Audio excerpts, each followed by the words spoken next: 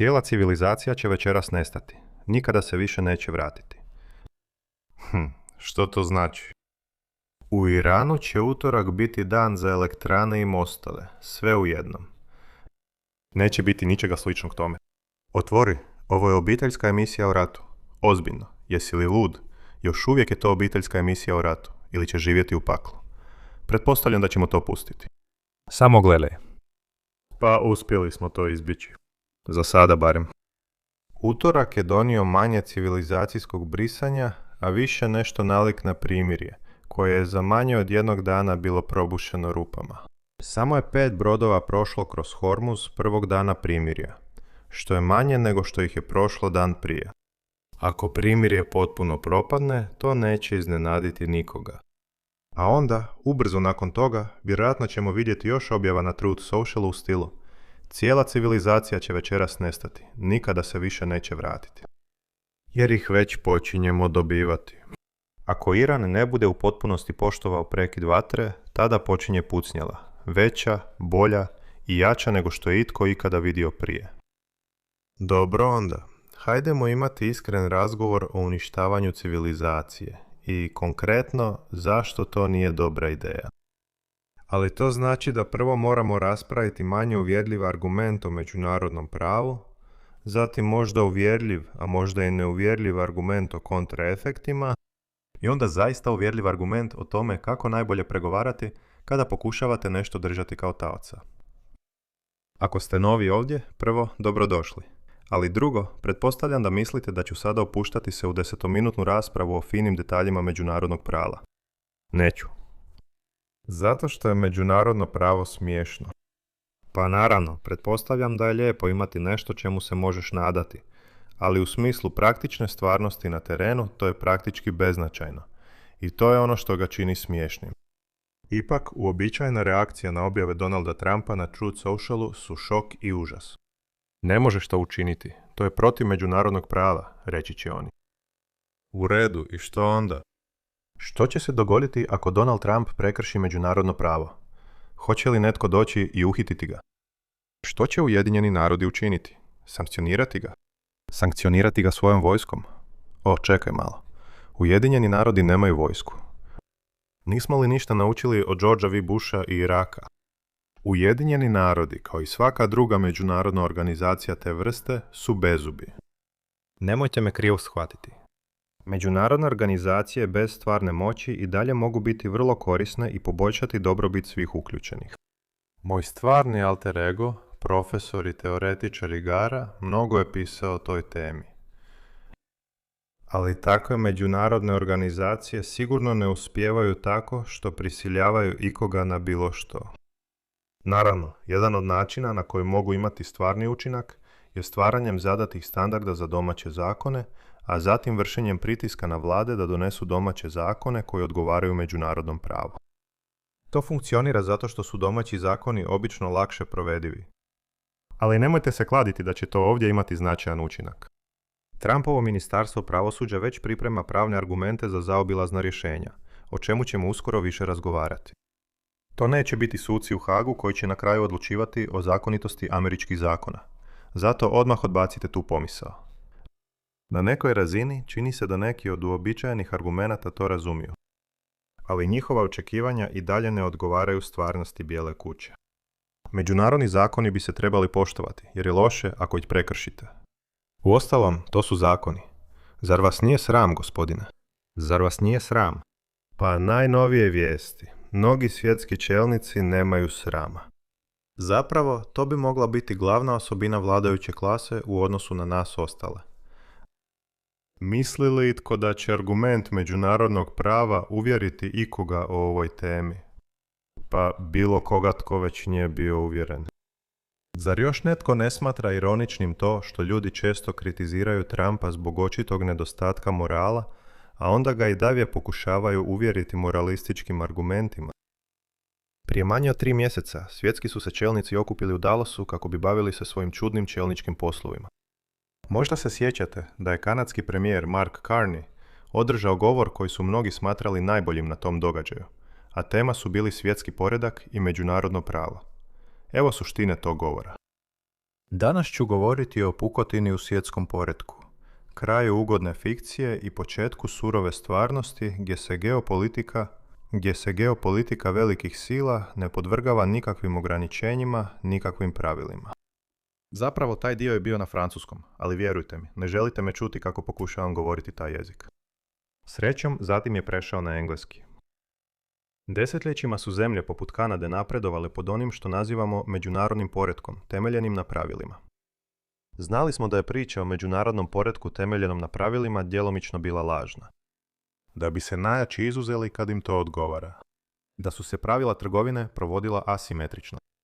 I znali smo da se međunarodno pravo primjenjuje s različitom strogoćom, ovisno o identitetu optuženog ili žrtve. Taj govor je bio prije manje od 3 mjeseca i kao da su ga svi zaboravili. Ponovno govorimo o međunarodnom pravu kao da ono ima značenje. Nema. Možemo li, molim vas, pokušati prijeći na nešto strateški promišljenije? Možda mislite da ću kao alternativu predložiti to da će se to obiti o glavu s gledišta iranske unutarnje politike. Da je režim bio nepopularan ulaskom u rat, Sjedinjene države su pokrenule ovaj rat krajem veljače kako bi pokušale iskoristiti slabost vlada. I da je krajnji cilj da prijateljski režim zauzme njegovo mjesto. Ali uništavanje elektrana i mostova? Ne, to je kontraproduktivno. To će izazvati efekt okupljanja oko zastave, gdje će umjereni u zemlji stati na stranu vlada. To će omogućiti iranskoj vladi da nastavi svoju borbu protiv Sjedinjenih država i odupre se prosvjednicima u zemlji. Bi li se to moglo dogoditi? Da, apsolutno. Nemam sumnje da će biti negativnih reakcija na nekoj razini. To je jasan nedostatak takvog eskalacijskog koraka. Čovjek se pita, znači li ovo da je američke obavještajne službe vrlo skeptična prema mogućnosti ustanka? Bilo je curanja informacija u tom smjeru, iako je teško reći analiziraju li procjene ono što bi se moglo dogoditi sada ili ono što je izvedivo nakon duže kampanje. Međutim, ukupni učinak ovdje također nije onaj jasan, neizbježan nedostatak kakvim ga medijske rasprave prikazuju. Zapravo, potencijalni problemi s tim argumentom su dvostruki. Prvo, općenito gledano, ovo nije igra nulte sume između Sjedinjenih Američkih Država i Islamske Republike Irana. Građani ne biraju jednog naspram drugog. Ako se ukaže prilika za rušenje vlasti, ta ista jezgra prosvjednika iz siječnja zasigurno će iskoristiti tu priliku. Pitanje iz perspektive iranske vlade jest, mogu li uvjeriti umjerene da je to zapravo igra s nultom sumom, te da je vrag kojeg poznaju bolji od vraga u Bijeloj kući. Dakle, jesu li iranski narod svjesni da Sjedinjene države ne mogu realno preuzeti i upravljati Iranom? Jesu li svjesni da Sjedinjene države nemaju vojnike na terenu, da trenutno mogu postaviti samo nekoliko tisuća vojnika, te da bi im trebalo višestruko više da bi uopće pokušali izravno okupirati zemlju? I jesu li pratili što se dogodilo u Iraku 2003. godine, kada su Sjedinjene države doista svrgnule diktatora te zemlje, ali nisu htjele imati nikakve veze sa idejom pretvaranja Iraka u američki protektorat? Druga moguća mana prevladavajućeg uvjerenja o povratnom učinku je ekonomska strana situacije. Dio onoga što utječe na to hoće li netko željeti prosvjedovati je oportunitetni trošak takve odluke. Ljudi s pristojno plaćenim poslovima obično nastavljaju sa svojim svakodnevnim životima, čak i ako mrze vlast, jer im je relativno dobro, a prosvjedovanje je rizično. Pa ako cijelu zemlju bacite u mrak, stvari za te ljude više neće izgledati tako dobro. Hoće li biti frustrirani zato što je to izazvala vojska Sjedinjenih država? Možda.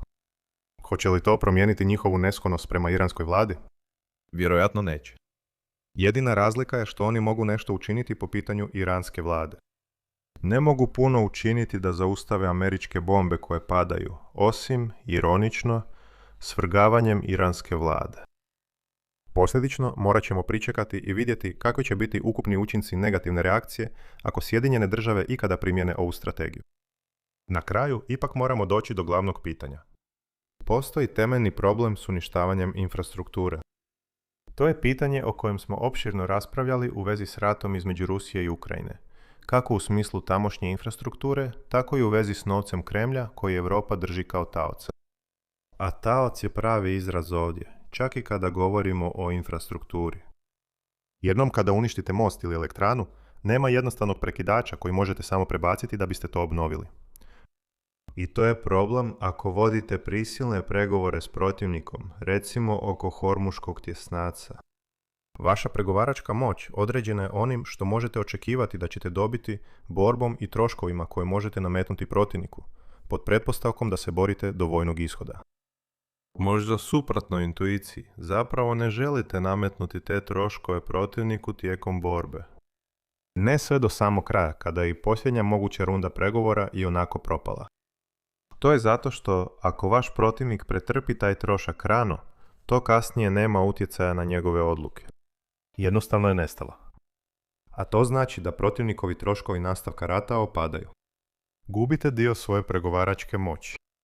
Evo jednog intuitivnog načina da razmislite o tome. Ako držite nekoga kao taoca radi otkupnine, a obitelj odbija platiti, hoće li ubojstvo taoca promijeniti situaciju? Ne. Upravo ste izgubili jedino sredstvo pritiska koju ste imali. S tim rečeno, postoje inherentni kompromisi u stvarnom vojnom napredovanju prema povoljnom završetku rata. Postizanje vojnih ciljeva znači usmjeravanje očekivanog ishoda rata u željenom smjeru, ali neizbježno nameće protivniku nenadoknadive troškove. Unatoč tome, možete steći pregovaračku prednost ako se ishod pomakne u vašu korist za veću razliku nego što se nenadoknadivi troškovi pomaknu na vašu štetu. To je, na primjer, razlog zašto je ukrajinski napadi na ruske rafinerije općenito dobra ideja. Objekti se mogu popraviti u relativno kratkom vremenskom razdoblju, tako da je dio nenadoknadivih troškova mali. Ali Rusija gubi prihode što steže proračunska ograničenja Kremlja i Ukrajini ostavlja manje vojnika s kojima se mora suočiti na bojištu. To je također razlika između uništavanja otoka Karg i njegovog jednostavnog onesposobljavanja dok god rat s Iranom traje. S druge strane, to je razlika između de facto zatvaranja Hormuškog tjesnaca i njegovog miniranja u doglednoj budućnosti, bilo u mirnodopsko ili ratno vrijeme. Zapravo, međunarodno pravo dopušta ovu iznimku. Dopušteno vam je ciljati infrastrukturu koja podržava civile, sve dok to ima proporcionalan vojni učinak. Sada, tko tumači što je proporcionalno, tu se sve raspada.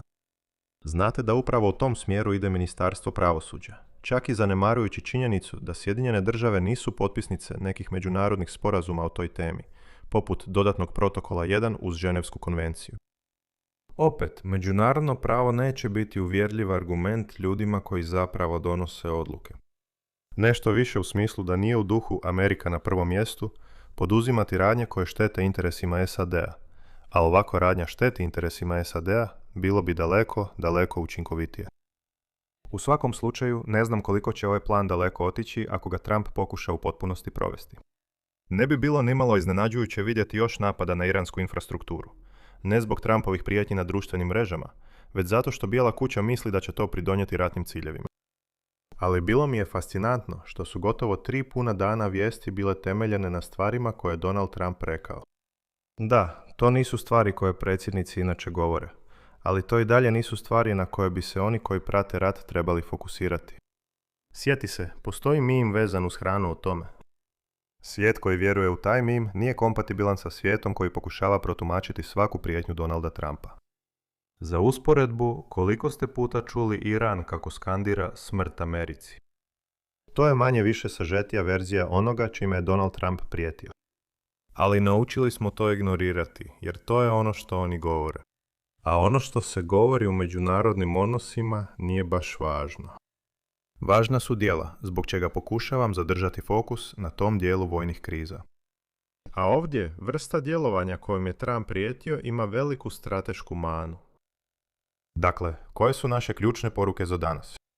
Prigovaranje na temelju međunarodnog prava je gubljenje energije, jer to ovu administraciju neće nimalo uvjeriti.